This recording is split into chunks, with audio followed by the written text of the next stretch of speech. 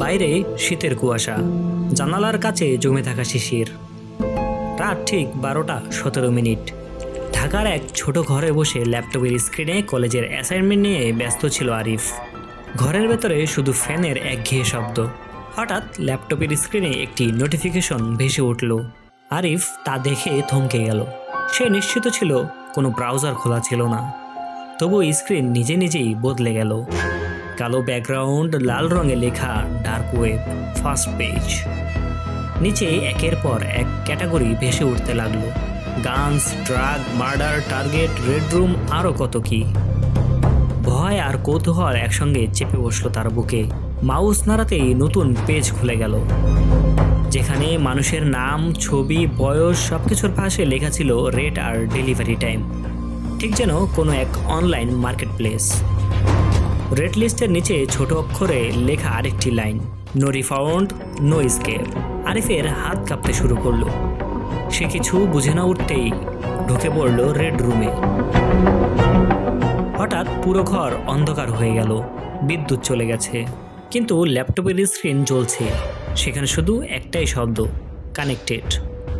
তারপর ক্যামেরা নিজে নিজেই অন হয়ে গেল। একটি ভিডিও কনফারেন্স উইন্ডো খুলে গেল। অনেকগুলো স্ক্রিন, সবগুলোতেই তারই মতো কিছু মানুষ। একে একে সেগুলো বন্ধ হতে লাগলো। শেষে শুধু একটাই ক্যামেরা খোলা রইল।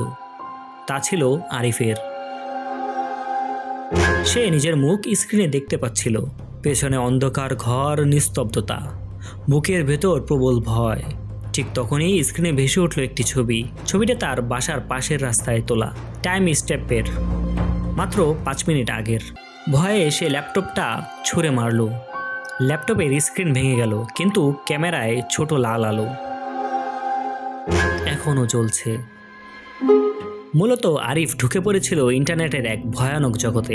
ইন্টারনেট বলতে আমরা সাধারণত গুগল, ফেসবুক বা ইউটিউবকেই বুঝি, কিন্তু এই পরিচিত জগতের আড়ালে রয়েছে এক রহস্যময় অংশ, যার নাম ডার্ক ওয়েব।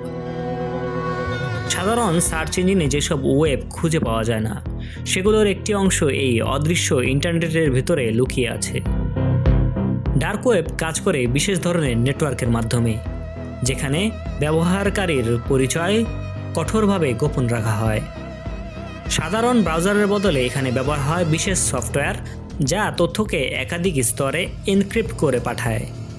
ফলে কে কোথা থেকে কি দেখছে তা শনাক্ত করা প্রায় অসম্ভব হয়ে পড়ে। এই গোপনীয়তাই ডার্ক ওয়েবকে একসঙ্গে আকর্ষণীয় ও ভয়ঙ্কর করে তুলেছে।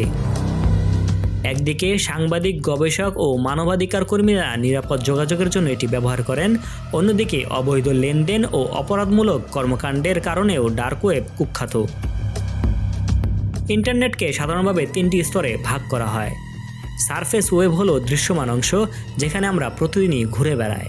ডিপ ওয়েবে থাকে ব্যক্তিগত ও সুরক্ষিত তথ্য, যা লগইন ছাড়া দেখা যায় না।